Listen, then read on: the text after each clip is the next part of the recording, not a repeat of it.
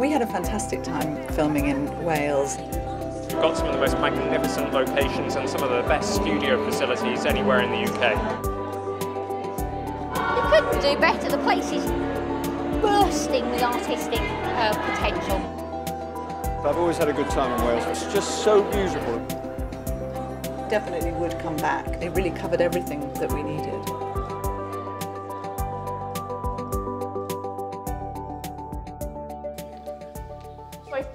Good evening, ladies and gentlemen. Wasn't that brilliant? It's my pleasure now to introduce you to 4 people who were integral to the success of this film. And we'd really love it, once we've had a chat, if you throw some questions their way as well. So, to begin with, the producer of their finest. She's Oscar nominated, she's BAFTA winning, 25 years of experience in independent filmmaking. If you've already seen An Education and Brooklyn, you'll know how brilliant she is. Please welcome Amanda Posey.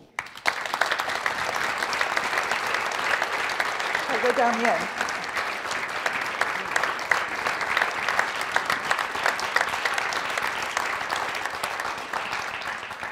The film started with a book.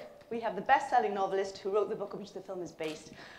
You'll have enjoyed the comedy through the film, and it's not surprising because this lady has had a career in producing and directing television like Father Ted, Room 101, and Have I Got News for You. Please welcome Lissa Evans.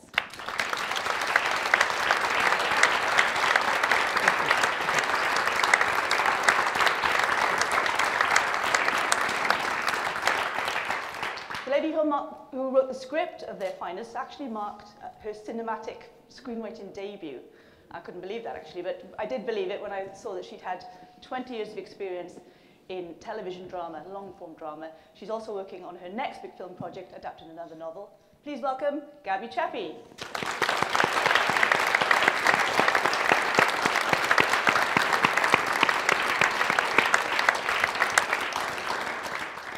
And I'm sure you're going to recognize our final panelist. He is one of our greatest actors, one of our best-loved actors. The last time I saw him in a BAFTA Cymru screening was Pride. And not only did he give a fabulous performance in that, but I have to say, he perfected the finest Welsh accent I've ever heard from somebody not born this side of Office Dyke. Please welcome Bill Nighy.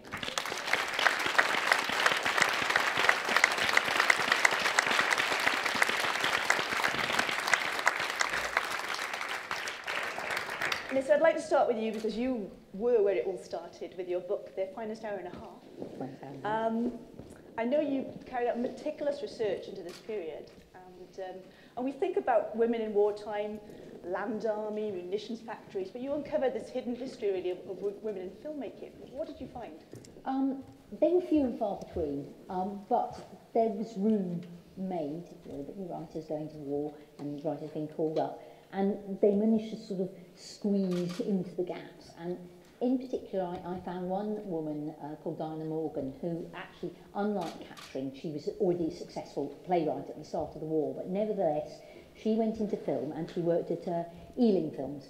And there, in the writer's room, in this atmosphere of fierce competition, of banter, she learned to thrive, and this was despite the fact she was known as the Welsh bitch.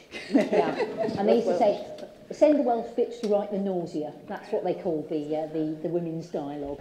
And I thought, my God, how did she manage? And yet she came through, and she had writing credits, or not writing credits. She actually wrote for many films, including Went the Day Well, which is a brilliant wartime film. And she went on to a successful career after the war. But she survived that baptism of fire and gave as good as she got. And that was in my head when I wrote Catherine.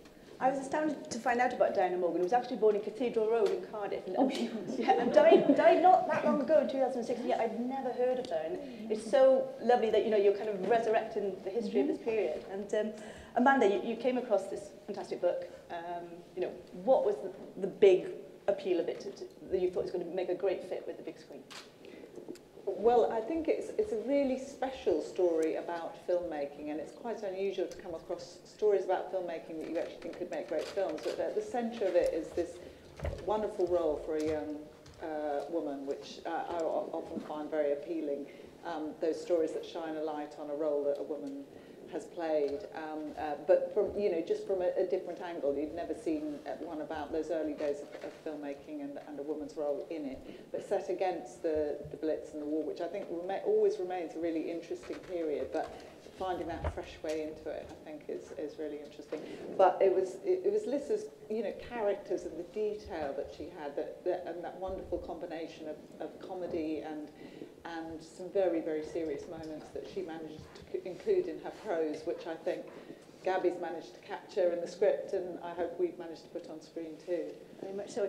And Gaby, for a scriptwriter, this is a film about, it's a story about telling stories, it's a script about writing scripts. I mean, it must be, you know, a dream job to convey that kind of yeah, well, it was a bit of a fantasy, because when I started writing, I was writing in my spare bedroom, and then I got an office, but it was always me on my own. So this idea that you'd be in a room with other writers with lots of witty banter and a bit of sex it just wasn't happening. So I would sit down at my desk on my own thinking, oh, Catherine and Buckley, what fun. You had a vintage typewriter to inspire you. Well, the vintage typewriter, yeah, pictures on the wall of a vintage typewriter, but, you know, it was me on my, you know, little Gaby no-mate. And the original book, that there are more characters and more narratives, but you chose to go with Catherine as the kind of driving force. I think it's a really beautifully big and rich book that Lissa wrote, and it had to be streamlined to make it possible to make it into a film. So you needed to sort of just have a spine that took you through it and be ruthless about losing some amazing characters and some fantastic bits. But Catherine's the story of a woman who's in the process of becoming who she's going to be, and she's not somebody who has an awful lot of self-confidence at the start, a kind of quiet core of self-belief, but she's not a confident person. She's not a self-conscious trailblazer. She's not knocking on doors saying, let me in, let me write. You know, she discovers that about herself, and that just seemed a way through, you know, it just seemed to be her story. Mm.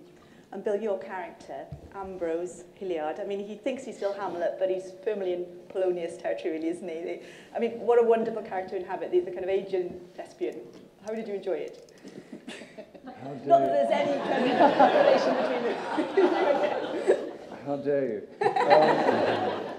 Yeah, no, it was a great part. They were looking for someone to play a chronically self-absorbed, pompous actor in his declining years. And they thought of me, no, it's a wonderful part, and it's funny because it is. I know that it conforms to some degree to the received idea about actors, that they are, you know, incredibly egotistical and self-absorbed. I think there are there are several things that people say about my job, in the same way as I'm sure there are several things they say about everybody's job, and nobody really knows about anyone else's job. The three things they might say about my job is that actors are all extrovert and they would crawl over each other's dead bodies to get that part, and that they're sexually incontinent. none of which is true apart from the last part. That's true. At the beginning of the film, he's very much a wonderful comic creation, but as your character that you play in the film and the film within the film and your character, we do see layers coming through, and the film itself's got a lot of dark and shade, isn't it? And that balance is very finely tuned. Yeah, which I like. I like that. I admire that in books or in films. I love the juxtaposition of things that are funny and things that are grave, and it's fun to play, obviously. And the writing was so terrific in the script, in Gaby's script, that you were supported all the way. And Lona Scherfig, who directed the film, who is a kind of sensational human being and a fabulous director, she was very adept at scheduling that, and which is what you require, obviously. But yes, that's a very satisfying element. I read in one of the interviews you've done about the film, about your parents' generation and the experiences they would have gone through. And again, there's that juxtaposition of humour and tragedy, because humour was often the only way to deal with living through the Blitz, I suppose. Yeah. Yes, my father was in the RAF and my mother worked nights during the Second World War. And my childhood, like anyone of my age, my childhood was full of those stories. And it's funny, you look at footage of the Second World War on the TV, and you think, oh my God, that's ancient history. And then you realise that you were born 10 minutes after it started, after it finished. But yeah, so I was born into that atmosphere of the Second World War, and I grew up with all those movies. I mean, you know, all those movies were shown on Sunday afternoons in black and white, you know, and I was very, and they made some wonderful movies. I mean, those movies were made largely to deliver certain information and to keep people's spirits up, obviously, but under ridiculous conditions. They actually made some really good films, and I was, as I say, I grew up with those movies. Amanda, I understand your fellow producer kind of gave you all homework on those films, and you got totally immersed in that world. Yes, Stephen Woolley, who's very sad not to be here tonight, but actually he's presenting the beginning of a season at the BFI that he helped curate to go with this film, which is all about films of those times, as well as some Ministry of Information shorts and so on. But yes, he would, so he saw about 250 of the films of this time, which shows this dedication. But he's a great film archivist anyway, isn't he? He loves this stuff. So he would often put together a sort of care package for whatever new actor had come on, or indeed for myself and Lona, the director, so that we could see, you know, some of the best films of that time and some of the things that we might be interested in. And listen, it is a really important period in British film history, isn't it? It's a time when British actresses come to the fore particularly. Absolutely. I mean, the British film industry was absolutely moribund in the late 30s. Virtually nothing was being made, and the Americans dominated the market. And by the end of the war, I think, I can't remember what the statistic is, but 7 out of the top 10 films, most popular films, were British. Things changed totally, and also changed from films about officers, basically, to films about other ranks, films about ordinary people doing ordinary things. And yes, it changed enormously, and in a very, very short time. And the importance of the female audience, particularly, that the films are being targeted. Absolutely, yeah. Well, you look. What she said. Well, yes, because as well as the long feature films, there were lots of informational shorts where you'd be told about everything from new ration books to carrier pigeons to come and work in munitions factories. And some of those films were terrible, and some of them were made incredibly cheaply, and some of them were little works of art. And they were a learning process for new writers and new directors that really shot them through an apprenticeship very fast. Yeah. Amanda, you're known for your attention to wonderful period detail, thinking about an education. It's so 60s, Brooklyn, you really get the feel of the period there. You had to create London in the Blitz on a British film budget, presumably. How did you do it? Well, we had, I mean, one of the great advantages about working in film at the moment is that you can work with visual effects in a much more economical way than you used to be able to. So you've got the ability to create the background for street scenes on what's a modestly budget film, but you can still create really good CGI now in the background there at not too high a price.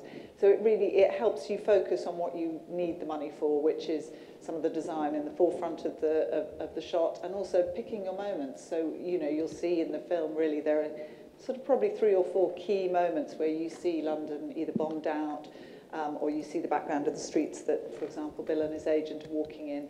And those are the moments we focused in on. Those are the moments we spent the money on, basically. And, you know, the other things that we were able to film, we did, you know, we chose the locations carefully so that we didn't have to do too much changing, too much dressing. We were very lucky to have the Guildhall in Swansea for the interior of the Ministry of Information, and that worked as a beautiful period interior for us with hardly any changes. Yeah, talking about the Welsh locations, I wanted to share with you a headline from the Western Telegraph. It's the daily paper down west. Movie premiere will show Pembrokeshire locations at their finest. We did, though, which you did. I mean, Porthcawl looked amazing. And so, yeah, how did the Welsh landscape work for you? Oh, it was beautiful. And we were really lucky with the weather. It was October, and it was that beautiful sunshine. And I think you'll all agree those beaches looked amazing, and Porthcawl looked amazing. So, yeah, we were pretty pleased with how Wales came off in it. Lona, the director that Bill was talking about, who's from Denmark, thinks that's what the weather's like in West Wales now. It was sunny for 2 weeks. This is the most beautiful place I've ever been. The weather's amazing. I have to buy a house here. People say it's not going to be like this the whole year. And Bill, you've developed a particular affinity with Wales, presumably now with Pride and now their finest. Yeah, I filmed Pride near Swansea, and we had a great time. And that was a very important film for me because that story is so important, and because it concerned itself with a couple of things that are very close to my heart. One was the miners' strike, which is arguably the great scandal of my lifetime, and which was almost totally misrepresented at the time, and it's good that those working families were treated with dignity after so long. And also the emancipation of gay men and women, which is one of the things you might tell your grandchildren that you were obscurely proud to have been around for. And the fact that those two stories dovetailed together so satisfyingly and that it was all true, and it was this incredible story that no one had ever heard, anyone apart from the writer. But yeah, I had a wonderful time in Swansea and made some great friends. And I also filmed, I remembered, because I forget, you know, that I filmed another film in Wales, in Tenby. I filmed a film called I Capture the Castle, which was... yeah. Don't go crazy. That was Wales. That's okay. But was from a book, was also an adaptation of a book which is very, you know, people are very fond of, and I think was quite good. But that was, yeah, Tenby. I actually went for my holiday shortly afterwards to Tenby, because I thought I was so taken with Tenby, and I ended up I had to buy a Pack-a-Mac from the local shop, and I got a brolly, and I was on the beach in a Pack-a-Mac with a brolly, trying to remember why I was in Tenby. But it is a beautiful town, and that beach is unbelievable.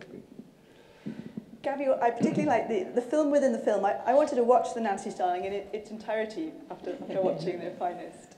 Well, I'm hoping Stephen and Amanda yeah, we could do release that as an added extra. Yeah. Maybe it's on the DVD. Because that's another thing you could explore, the different styles of the period. Because you had the kind of grandeur of the Technicolor, but you had the grain of the informationals. And absolutely, and it was something that Lone Scherfig, the director, it was one of the things that really attracted her to the project, was this ability to play with all these different styles that are within the film. So she, for example, one of her favourite bits was putting together the Lundbeck newsreel of all his great endeavours, you know, the heroic pilot from America. She loved doing that. And our very own Gaby Chiappe appears in one of the Ministry of Information shorts in the carrots. The one with the and then Stephen in particular was helped both Lona and our DOP get the Technicolor. That Technicolor is a sort of, you know, a perfect match to, we saw a restored Technicolor film from exactly that period at the time, to get that wonderful colour mix that it has at the end there. That was a brilliant stroke in the script, because I don't mention it. I think it's in black and white in the book, but it was a brilliant stroke very clever to say the film should be in Technicolor. Yeah, it works very well. I have to ask you about Buckley's death. And this actually brings us again into parallels with how the films were made in the 40s, because we spoke earlier today about the audiences of that time didn't particularly want happy endings, because that's not what they were experiencing in their own lives in that period. And the moment when Buckley died, I'd already seen the film before tonight, and I just thought I was going to pick my moment to slip out now to get rid of my tub. And the intake of breath as I was heading for that door, it is quite a turn, isn't it? And yeah, it was essential to the narrative. I mean, it was a brave turn in Lissa's story, and I think it was always going to be a challenge as to whether we were going to be able to pull it off on screen, both in terms of delivering to the audience so that you didn't feel cheated of losing somebody you'd got to be quite fond of, I hope, but that you could see the point, see why he had to die, as it were, and see where Katrin lands at the end of the film and be satisfied and feel that the story had its natural ending, because obviously it's different on page from it is on film. Yes, except the ending is just perfect, and it's what I imagined as I wrote, so it works incredibly well. Yes, I mean, my brother-in-law phoned me up and harangued me on the phone when he first read the book. He was outraged. Oh, really? So you got... Yeah, I got such a lot of stick. But for me, I just knew he had to for the plot, so I can't get sentimental about it. And it was either him or the dog, and I can't kill the dog. And Bill, the scene where you go... He's not, in fact, dead or anything. Yeah, sorry.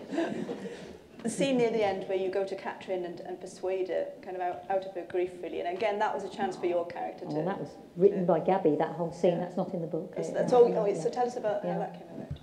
Well, we felt there was... the ending wasn't quite gelling, and there was something that was needed, but that was a real treat. Just to be clear, though, it wasn't in the original script, so we made the whole film and we edited the film, and this was the moment we found where we were just sitting there wondering whether we had quite the right ingredients for the end of the film.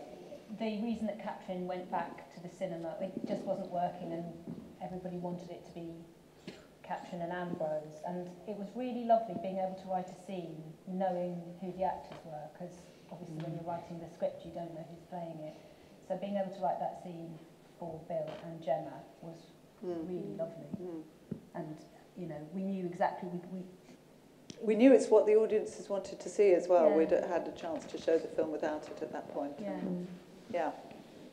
People have talked about La La Land being a love letter to the golden age of Hollywood, and this feels to me a very British homage to the golden age of British cinema. I mean, was that something that you wanted to get across? It is your kind of... We've talked about how important the craft of filmmaking is, and in that period, you know, you are kind of changing lives and changing perceptions, and they were doing their bit for the war effort, weren't they, as creators? Yes, absolutely. No, I really hoped it would serve to be an homage to that era, and I certainly think all of our passion involved in telling the story was telling a story where stories really, really matter, and I do believe that stories really, really matter at all different times, and it feels like now feels even more resonant, actually, than it did when we started making it. An era when every cinema was full. It was extraordinary, so it really was a collective experience. You weren't going into a 20-seater with 3 people in it. There were people staying, and they were staying not just one programme, but for more than one. They would stay through the next showing of film. It took people out of themselves. And Bill, do you feel that filmmakers in this era, you know, we're not living in wartime, but these do feel uncomfortable and settled times when people have a lot of anxiety about things that are going on in the wider world. You know, do you have a responsibility to make certain kinds of films that can raise morale or be mildly full of propaganda? I don't know. Well, I think anyone who makes anything public has a responsibility. I have always kind of considered myself, more than kind of, to be in general opposition all my life, really, to what's the prevailing winds. Now, of course, it's an emergency, and we should be obviously even more vigorously in opposition. I do think that films remain deeply influential, even in a world of, you know, social media and all the digital opportunities. I still think that movies are one of the most influential mediums, and therefore with that obviously comes a great responsibility to try and make things that are of value and of use. Amanda, you chime with that presumably? Oh yes, completely. Yeah, and I think it's just that thing about embracing, being able to reach out with passion and belief in what you're trying to tell. But I think that people, with this one, I think people will relate to that thing of trying to make do and mend, of making a way through a difficult period. I think, you know, the fact that it's wartime in this, I think other people feel that, you know, they're embattled now, you know, in different ways. So I think that there'll be a little bit of resonance there. Well, let's open it up to the floor. I think we've got people with microphones. Maybe there. So, do we have any questions? I'm sure we do. I'd like to ask Lissa, as the writer of the book, how hard is it for you to have somebody adapt it for a film? And obviously, as Gaby said, to lose some characters and sort of narrow it down. How hard is that to witness? It was quite hard at first, and it took And the team was so lovely and warm and inclusive, and they sent me every draft. And at first it was hard because I hadn't really realised before how ruthless the writing would have to be, because it's a big fat book with a huge story arc and 4 main characters, and it had to be pruned. I couldn't have done it. I wouldn't have had the necessary ruthlessness. And once I realised, no, this isn't a book, it's a film, and took that step back, it became much, much easier. And then I would read the drafts like, I thought a bit like a punter. I would read it, and my own comments would be, oh, will the audience understand this bit if that bit hasn't been set up? And once I took that step back, it became much easier and much more enjoyable. So it was taking that initial moment. This isn't a book, this is a film, it's different. And after I'd written a whole book about all the difficulties of making a film and all the terrible compromises you have to make, so I hardly complain. And when you're seeing actors, that's just kind of bringing everything you've written to life. It's just fun. I couldn't have asked for better eyebrows. No, my God. It was a stretch for Bill, but you know. Another question? I know we've got some students in tonight. We should take this opportunity. There we go. Gentleman there in the check shirt. Hello. Hi. Bill, it looked like you had a lot of fun doing it. It looked like really tremendous fun. Just wanted to know what it was like to be on set. It was a very, very, very pleasant job with some terrific people. I find it quite. I seem to tend to start from scratch every job. I don't find it easy to be sustained by precedent, so I always end up starting jobs. It's quite alarming, the whole thing, really. But once I got going, it was fine. I remember the first thing I had to shoot, I think I got a couple of laughs from the crew. And then you think maybe this whole thing might just work out. But no, it was very, very pleasant. I mean, I had wonderful people to work with. Helen McCrory, who was my agent, Eddie Marsan, who was my agent. You're in pretty good shape with those kind of guys. And obviously Gemma Alterton and Sam and everyone, And Lona, I'd waited a while to work with Lona Scherfig. We'd tried to work together before, and it hadn't worked out. So I was thrilled to work with her, and it was everything I imagined it might be. And she would give me big, fat, clever ideas every day about things that might be funny or things that might be interesting or help the story. And she laughed at my jokes, which was is the way to my heart. And she was great. So I mean, the whole thing. I know that sounds like PR or something, but it was actually one of the nicest jobs I've ever had. Bill, we enjoyed your singing as well. That was your voice, wasn't it? Yeah. If you want to hear how that song should really sound, you could Google Van Morrison. Van Morrison does a fabulous version of that song. I thought it was a really poignant moment in the film, actually. Well, that in the script, that was that in the script, that was, I think they gather round the piano. Yeah. Was it? Yeah. That's all it said. Yeah. But Lona decided to open that out a touch.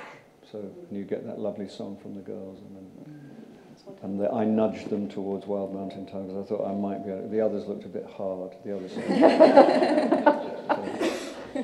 Available on Spotify shortly.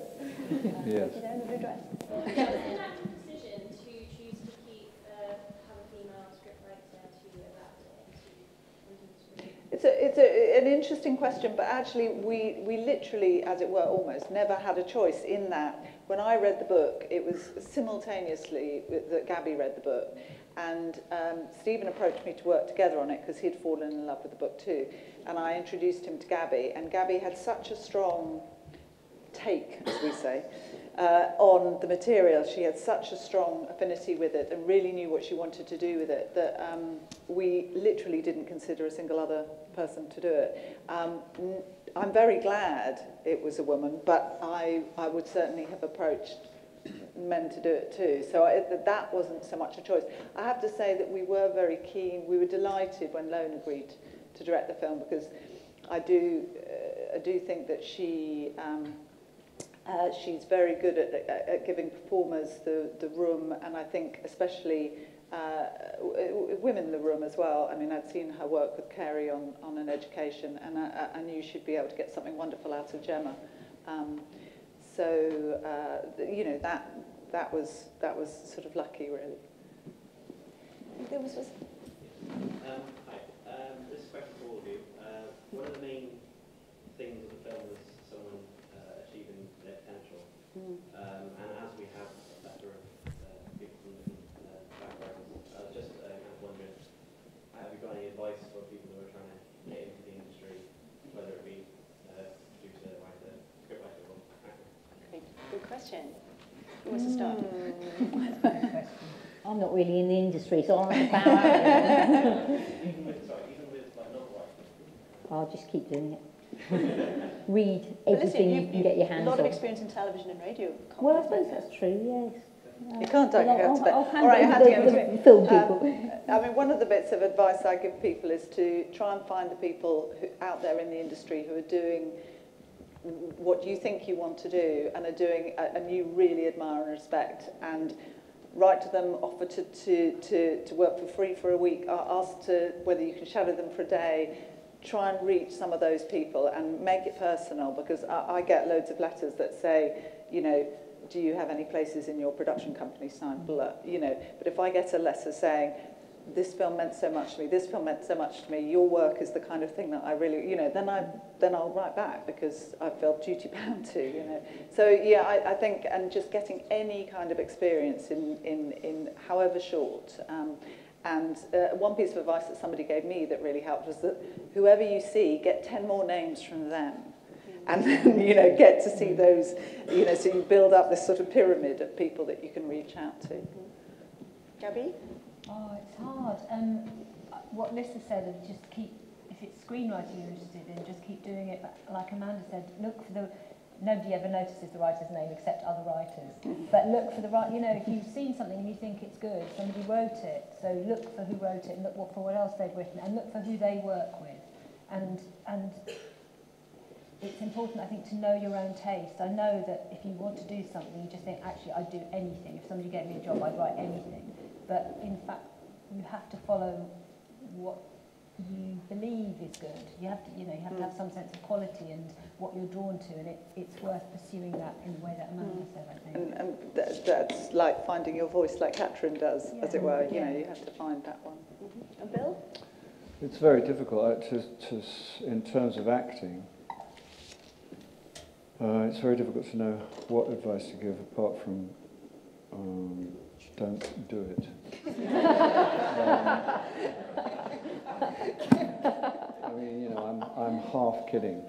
Just because it's as a friend of mine says, it's like agreeing to be a professional gambler. That's what you're agreeing to. Whatever else it is, it's that. And that's a very strange life, you know. And the route, you know, there is one route, which is you go to drama school and then you get an agent. And you go to drama school for one reason, not to learn anything. I mean, you may learn something, but the chances of that are, you know, they're variable. But the idea is that at the end of it, you'll get an agent, which is what you need. But I mean, other than that, you know, try and, you know, get together with people, write things, shoot things cheaply, do whatever you can, make your own things, and make that be your sort of graduation show rather than doing 3 years in drama school. But it's very tricky. I think if as young people watching a film like this tonight and just celebrating the craft of filmmaking, how important it is, the power of storytelling, great performances, I can see why it would be a big inspiration. And I'd like to take this opportunity to thank the Welsh Government for all their creative support as well. I know how much that's meant to you guys. And ladies and gentlemen, to thank our fabulous panel for sharing their insights and their time and making it a very special evening for us here. The film opens on Friday, April 21st. Please spread the word, social media, ring your friends, shout about it, because it really is, as we've all experienced tonight, a wonderful film. So, thank our panel.